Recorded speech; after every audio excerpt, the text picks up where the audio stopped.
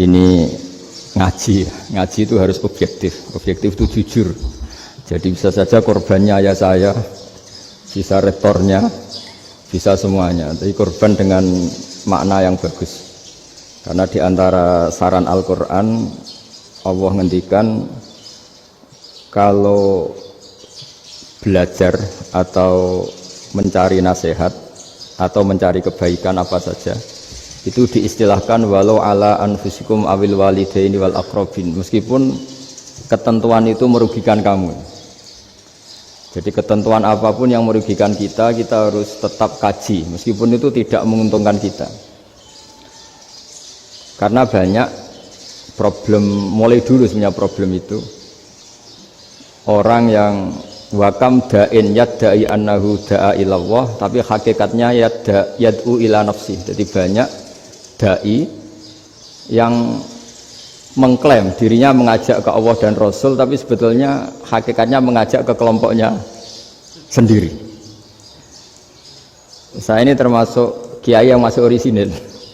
Maksudnya orisinil gini, suatu saat atau kapan saja saya kok sudah tidak laku jadi kiai, asal Islam jalan tetap senang, karena nggak penting yang populer saya apa enggak itu tidak penting, yang penting agama ini tetap jalan.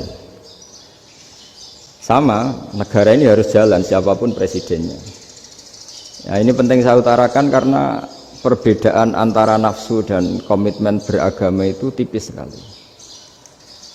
Sehingga dulu pernah ada cerita, ini bukti keadilan Rasulullah SAW. Pernah suatu saat Nabi itu ngaji, yang ngaji seperti ini. Terus ada pemuda dengan cueknya ngelewati masjid yang sedang dipakai Nabi ngaji. Singkat cerita semuanya ngomel ya, bergumam. Celaka betul pemuda itu, ada Nabi ngaji kok tidak ikut ya. Tapi Nabi secara besar hati ngendikan, ini ada di beberapa kitab di Fadhailul Kasbi, keutamaan kerja. Kata Nabi, pemuda itu mau mencangkul di lahannya. Jika dia mencari nafkah untuk keluarganya, untuk kebaikannya, maka itu bagian dari ajaranku. Jadi Nabi berbesar hati bahwa kerja seperti itu bagian dari ajarannya. Jadi tidak harus datang ke majelis ngaji. Dan bisa saja yang sedang hadir itu ya orang yang hindari istrinya minta belanja dari ngaji terus benar dituntut belanja kan gitu. Mungkin anak-anak UMM yang kesini daripada tengok-tengok yang Malang bosen jalan-jalan ke Rembang gitu. Nah, jadi nggak mesti benar juga niatnya gitu. Jadi ya sama itu. Jadi kalau di dunia kiai yang masih orisinil itu nafsu itu benar-benar dilatih.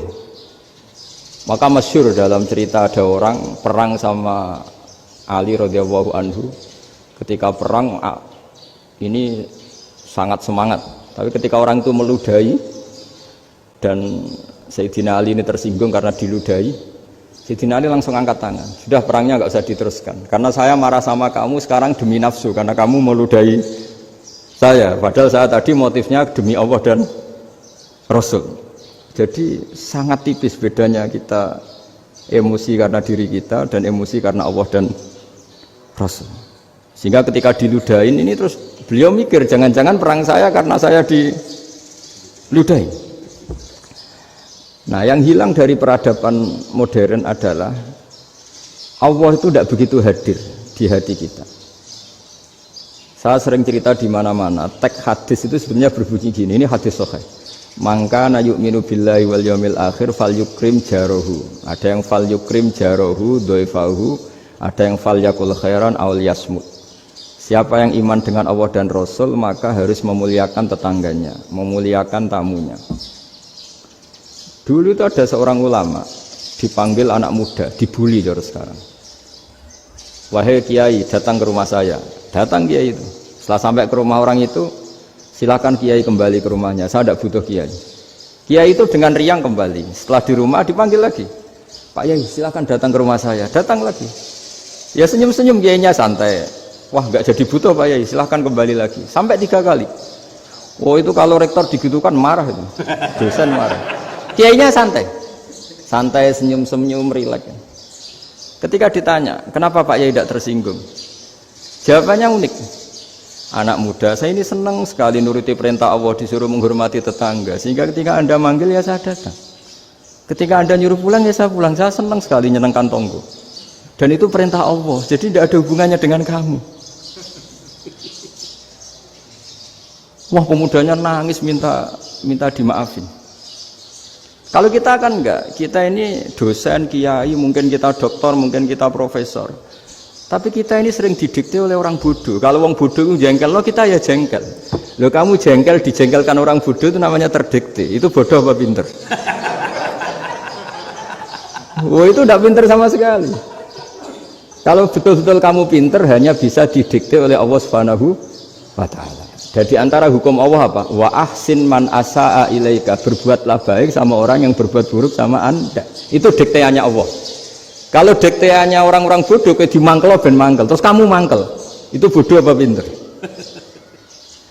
Nah, problem kita kekinian adalah wong pinter wong bodoh itu podo-podo bisa didikte oleh sekelilingnya. Terus karuan wataknya perempuan seperti itu, wataknya anak-anak seperti itu, kita didikte. Anak-anak jengkelin kita mangkel, berarti kita didikte oleh orang bodoh.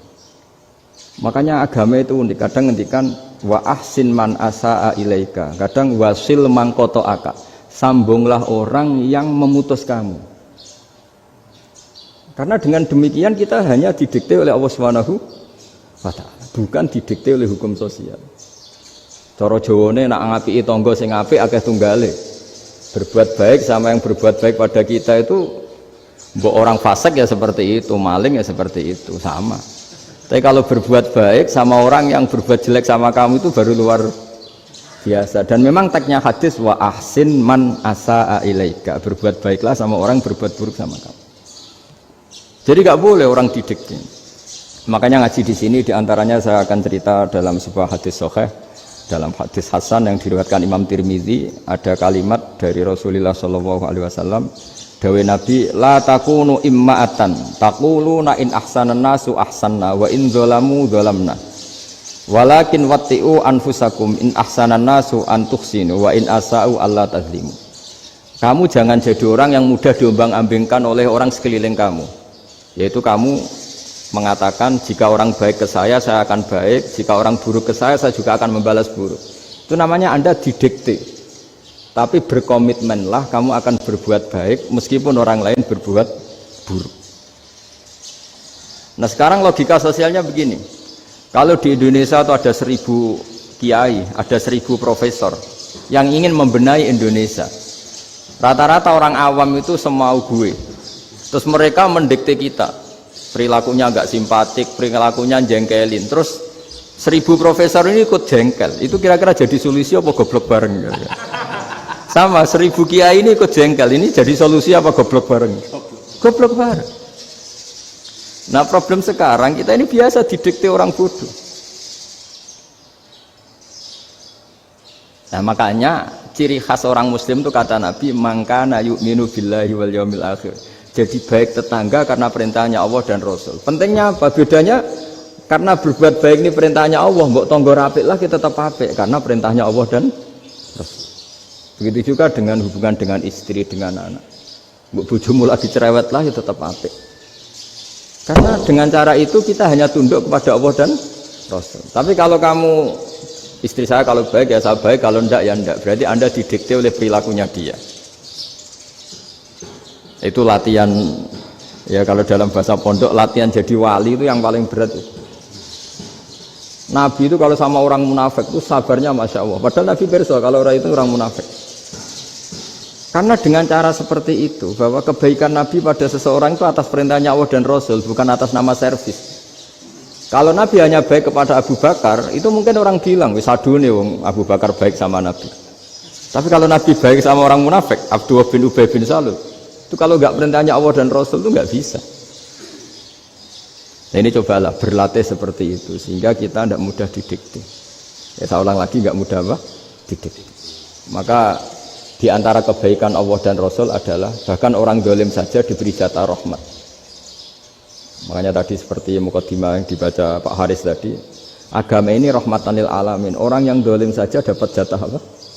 Rahmat, apalagi yang soleh. Nah kemudian yang perlu dicatat, kenapa kita menjadi enjoy dengan Islam? Islam itu adalah agama yang tidak didikte oleh materi. Jadi kalau Anda ingin makan enak, mungkin kalau pikiran kebanyakan orang, anak-anak muda yang milenial, yang gaul, ingin makan enak ya makan yang disukai. Misalnya sate atau bakso Malang atau apa. Kalau orang-orang yang jadi wali gak gitu cara berpikir. Ini yang masih orisinil. Ditanya, ini dunia baru kesulitan makanan, baru resesi. Cara makan enak gimana? Jawabannya lucu. Ya gampang, idamuhu alju. Idam itu lauk. Kalau kamu ingin makan lauknya paling enak apa? Alju. Kamu harus lapar banget. Sampai kalau puasa itu melihat tempe itu wah luar biasa. Tapi kalau kamu nggak puasa, air putih itu nggak menantang. Tapi kalau puasa, tempe air putih itu menarik dan Anda tetap lahap. Apa? Karena lauk terbaik adalah alju, yaitu lapar. Nah tapi kita ini enggak. Kita ini kayak orang bodoh. Kayak orang bodoh tadi, profesornya makan nyaman ya kalau sesuai selera. Nah itu kan sama dengan anak-anak ABG. Anak ABG itu makan lahap ya kalau yang disukai. Lalu bedanya apa ABG sama profesor? Kalau cara berpikir masih sama kan itu. Kiainya juga gitu. Kiai makan enak kalau yang disukai, kalau enggak ada. Lalu bedanya apa kiai sama orang awam? Orang awam juga gitu, makan lahap ya kalau yang disukai. Nah ternyata perilaku kita ini yang pintar sama yang bodoh sama mas. Kalau kamu ingin berkasta lebih baik, itu cara makan enak itu apa? Idamuhu al-jur. Lauk terbaik adalah karena kita sangat